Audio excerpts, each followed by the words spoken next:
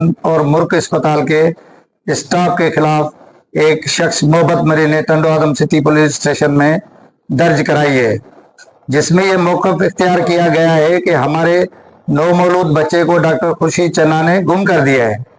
क्योंकि अल्ट्रासाउंड के मुताबिक 2 बच्चे थे, उसमें एक को गुम कर दिया है। हम डॉक्टर के खिलाफ FIR की सख्त लफ्ज़ों में मज़म्मत करते हैं और इस झूठी FIR को मुतालबा करते हैं कि ख़त्म किया जाए। हम मसीहाओं को इतना तंग मत किया जाए कि हम कोई इंतहाई कदम उठाने पर मजबूर हो जाएं। कल से हम 2 घंटे की टोकन स्ट्राइक का ऐलान करते हैं। आइंदा का लाएअमल हम बाद में करेंगे। दूसरा, Liaquat medical university and health sciences में हैदराबाद के medical superintendent doctor Ali Akbar डायरी दूसरे डॉक्टरों पर भी झूठी FIR इसी दौरान दाखिल की गई है। उसका भी हम पुरजोर मुतालबा करते हैं इसे बिलफौर ख़त्म किया जाए और ये झूठी FIR को वाइंड अप किया जाए। अदरवाइज अगर हम डॉक्टर जितने भी हैं अपना काम सुकून से नहीं कर सकेंगे, अगर ज़्यादा तंग किया गया, मजबूर किया गया, तो फिर हम आखिर में ये OPD वगैरह सब बंद कर देंगे। फिर लोगों को पता चल जाएगा कि भाई क्या कितना एहसास होगा। हम भी इंसान हैं, आप लोग हमारे भाई हैं, हमारे साथ ताउन करेंगे, साथ ही हमारे अपने हैं, तो हमने इनसे यही उम्मीद है कि वो हमारा इसमें भरपूर साथ देंगे। हम भी जितनी तंजीम है उनके साथ सबके साथ चलते हैं। ये हमारी गुजारिश है, इसलिए हम यहाँ आए हैं। तो जो भी आप लोगों को सवाल करना है तो हमारी पूरी टीम जो इसमें इन्वॉल्व है, जिनके ऊपर FIR काटी गई है, वो यहाँ मौजूद है। पहले डॉक्टर खुर्शीद के ऊपर FIR काटी गई तो सिर्फ नाम उनके थे, फिर बाद में उन्होंने केस जब हो गया, ख़त्म हो गया, उन्होंने लिख के भी दे दिया। उसके बाद भी जो है वो फिर डॉक्टर शगुफ्ता असलम और उनका हॉस्पिटल था, इन बेचारों का तो कोई कसूर भी नहीं है।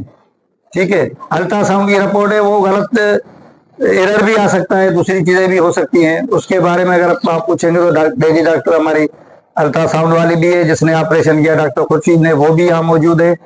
डॉक्टर शगुफ्ता जिसका हॉस्पिटल है, इसने तो ऑपरेशन भी नहीं किया है, अल्ट्रासाउंड भी नहीं किया है, उनका भी नाम दे दिया है। हम समझते हैं, हमारे ये ऑब्जर्वेशन है कि एक केस नहीं हुआ है, टंडो आदम में बहुत से केस हो चुके हैं। अब हम मजबूर हो गए हैं, इंतहाई मजबूरी के आलम में आए। तो आइंदा अगर इस तरह से होगा तो फिर हम भी इंसान है, हमारा भी रिएक्शन होगा। हम रात को भी देखते हैं, कभी इमरजेंसियां भी आपकी डील करते हैं।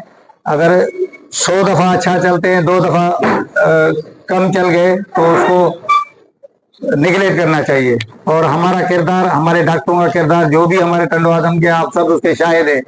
अगर ऐसा कोई है तो आप हमें इन्फॉर्म करें, अल्लाह के फजल से इंशाअल्लाह ताला। हम हल्फिया कहते हैं कि ऐसा होगा भी नहीं, हमारे डॉक्टर ऐसे हैं भी नहीं। अगर कोई दोस्त अभी सवाल करना चाहे, पूछना चाहे।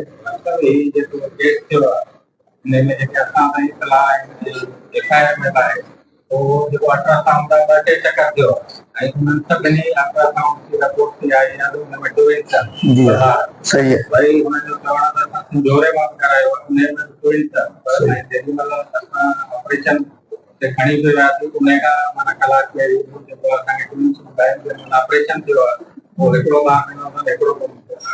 उन ये सवाल जो जवाब डॉक्टर खुर्शीद आऊं समझा तो जैसे सॼो कयो है वो वधीक बेहतर ॾेई सघे थी, इन करे असां सॼी टीम खे घुरायो आहे। अल्ट्रासाउंड में वाकई ॿार ॾिना हुअनि ऐं ॿिनि ॿारनि जे ॾींहं सां से शुरू कयो, पर ॿार हिकिड़ो ॼाओ, हिकिड़ी हो रही, ॿियो कुझु कोन्हे। सभु OT वारा माण्हू शायदि CCTV कैमरा लॻी पियूं, इन्वेस्टिगेशन कराइनि भले, सभु कई आहे, वॾी जान वधी आहे, इन्वेस्टिगेशन कराइण चाहिनि भले कराइनि, ॿार हिकिड़ो ॼाओ। हिते ज़िंदगी गुज़री वई आहे, न को साड़ा कम कया आहिनि, न को कंदासीं।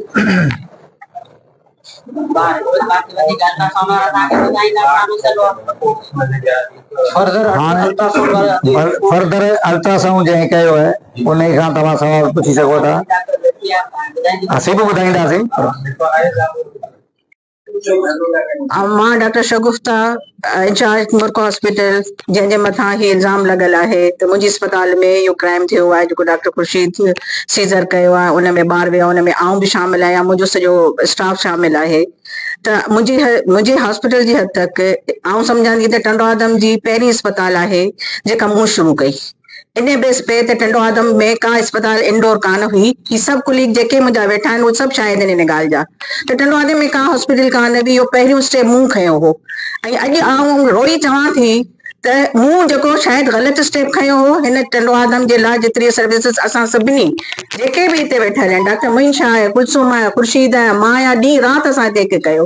माण्हुनि खे असांखे रिटर्न ही मिलियो आहे त असांजे हथ में FIR पकड़ाई वई आहे। इहो किथे जो इंसाफ़ आहे जो मुंहिंजे स्टाफ खे नंढड़ियूं ॿारड़ियूं जेके घर मां ट्रेनिंग करण लाइ निकितियूं आहिनि, उन्हनि जे घर में खाइण लाइ कोन्हे, उन्हनि जे मथां FIR कटियूं वयूं आहिनि। उन्हनि जे घर में अगरि हू ॿार जेके घरनि मां निकिरनि पियूं इहो शौक़ में त असीं सुभाणे जूं नर्सूं थींदासीं, उन्हनि खे FIR हथ में पकड़ी उन्हनि कहिड़ा माइंड उन्हनि खे छॾींदा त बाबा तई वञी कमु सिखो? कहिड़ो भाउ इजाज़त ॾींदो, कहिड़ो पीउ इजाज़त ॾींदो उन्हनि खे? ऐं उन्हनि जो हू ग़रीब माण्हू खाइण लाइ कोन्हे, उहे FIR जे लाइ लख लख रुपया किथां आणींदा? मूंखे हिन जो सवाल ॾियो, जिन बि जे सपोर्ट ते हिननि माण्हुनि असां ते कूड़ा केस कया आहिनि, उन्हनि जो छा रिज़ल्ट थींदो? मूंखे इहो सभिनि खां अॼु मूं ते आई आहे, सुभाणे ॿिए कंहिं ते ईंदी, सभु वेठा आहियूं असीं सभु हिते। इहो थींदो त असां ख़िदमत करणु बिल्कुलु बंदि करे छॾींदासीं। असांखे रिटर्न छा थो मिले? 15,000, 20,000, 10,000, उन मां असीं सभु विराए 1,000, 2,000, 2,000 खणनि था।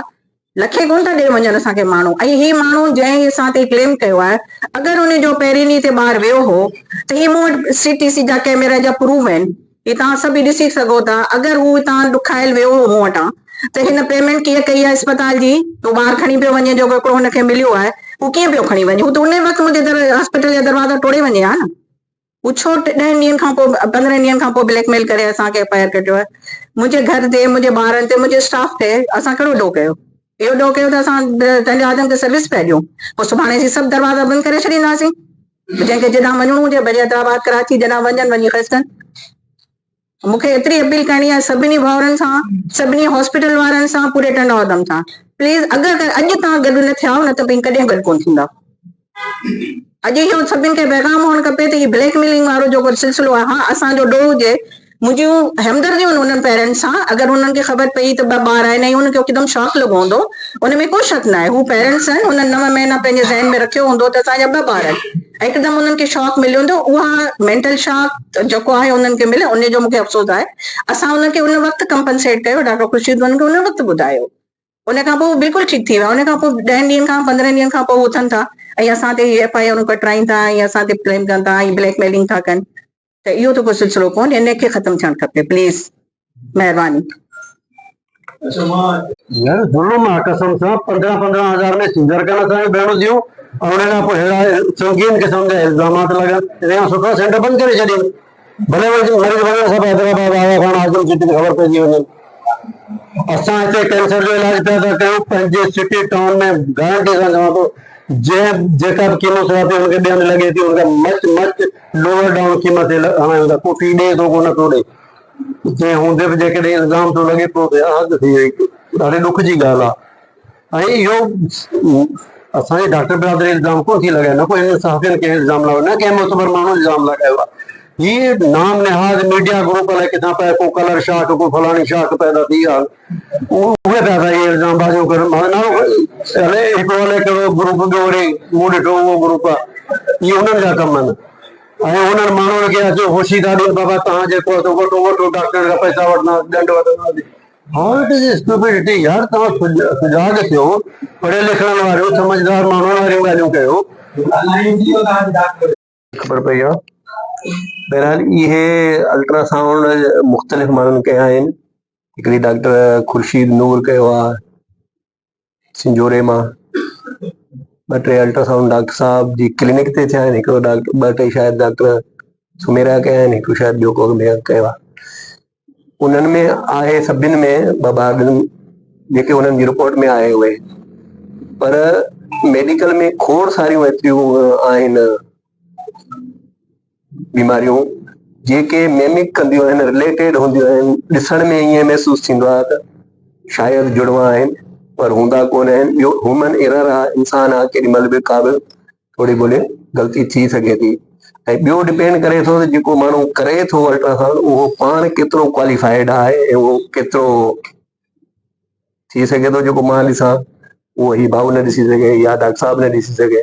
ऐं उहो सभई अल्ट्रासाउंड करण वारा, पर ग़लती जो चांस रहंदो आहे। ऐं लॻे थो त इहो ई हिते थियो आहे डॉक्टर साहब जी माशाल्लाह खुर्शीद चिन्ना साहिबा जी सुठी रेपो आहे, शहर में सभु सुञाणनि था। उन में असांखे कंहिं बि क़िस्म जो शुबो कोन्हे त डॉक्टर साहब को ईअं करे सघे थी जे हिकिड़ो ॿार लिकाए छॾे ऐं हिकिड़ो ज़ाहिर करे, इहो त पॉसिबल ई कोन्हे। बाक़ी ह्यूमन एरर आहे, इंसान खां ग़लतियूं थी वेंदियूं आहिनि ऐं उहे ॾिसण में बि कॾहिं कॾहिं असांखे ॿ ईंदा आहिनि, वरी पोइ उनखे गौर कबो आहे। कॾहिं कॾहिं हिकिड़ो फैक्टर कापी जो बि हलंदो आहे। ॾिठोसीं डॉक्टर हमीद गौरी ॾिना आहिनि, 2 ॿार ॾिना आहिनि, या डॉक्टर खुर्शीद हिकिड़ो अल्ट्रासाउंड असां ॾिठो आहे, हुन में 2 ॿार ॾिना आहिनि। चलो मूं बि ॾिठो, ठीकु आहे, 2 आहिनि, हा बसि ठीकु आहे, 2 आहिनि। वरी ॿियो कंहिं अल्ट्रासाउंड कयो या साॻियो ई अल्ट्रासाउंड मूं कयो, जंहिंमें मूं पंहिंजी रिपोर्ट ई ॾिठी त 2 ॿार अॻी रिपोर्ट में 2 ॿार ॾिना आहिनि। वरी उनखे थोरो ॾिठमि मरीज़नि जी तकड़ आहे या केॾी महिल माण्हू परेशानी में हूंदो आहे, केॾी महिल ज़हन ते ज़ोर प्रेशर हूंदो आहे, थोरो घणो ॾिठो ऐं उनखे सम्झ में न आयो। वरी पुराणी रिपोर्ट बि मरीज़ खां पुछी, पुराणी रिपोर्ट आहे, हा बाबा पुराणी रिपोर्ट आहे, उहा रिपोर्ट वरी मूं ॾिठी त हुन में मुंहिंजा 2 ॿार अॻे ई ॾिनल आहिनि।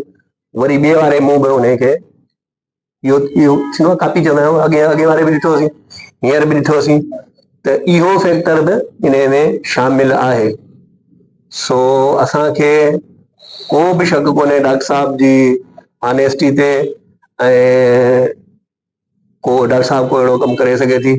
बाक़ी ह्यूमन एरर आहे, अल्ट्रासाउंड जा आहिनि, भले वॾनि माण्हुनि खां ग़लतियूं थी वञनि। असां त अल्ट्रासाउंड वारा आहियूं, रोज़मर्रा जा असांखे हिकु ॿिए जा अल्ट्रासाउंड ईंदा रहंदा आहिनि, पढ़ंदा रहंदा आहियूं, ख़बर पवंदी रहंदी आहे त कंहिंमें किथे किथे ग़लती थी सघे पई।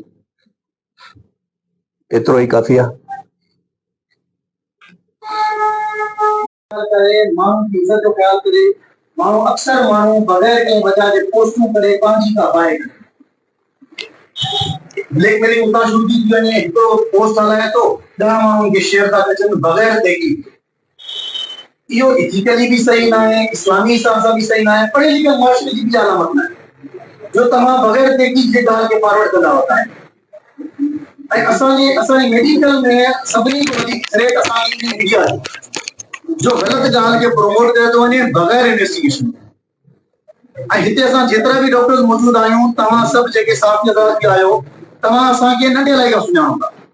ईअं न आहे जो असां तव्हांजे साम्हूं डॉक्टर थी पहुता आहियूं, तव्हांजे साम्हूं असांजो न को माज़ी आहे, न को मुस्तक़बिल आहे, न को हाल आहे। तव्हां असांजे माज़ी को बि वाक़िफ़ आहियो त असां उनमें कहिड़ा बेईमान हुयासीं या ईमानदार हुयासीं या सही हुयासीं। त बराए महिरबानी इहो तव्हांखे इन प्लेटफॉर्म ते मां रिक्वेस्ट कंदुमि त पंहिंजे दोस्तनि खे बि तव्हां इहो चओ, का बि परेशानी हुजे, कॉन्टेक्ट नंबर हिकिड़े माण्हू खे तव्हां राब्तो कंदो, तव्हांखे कंहिं तव्हांजे अस्पताल जो नंबर मिली, या हे उनजे मालिक जो नंबर थी, हे उन डॉक्टर जो नंबर, या उनजे भाउ जो नंबर, पीउ जो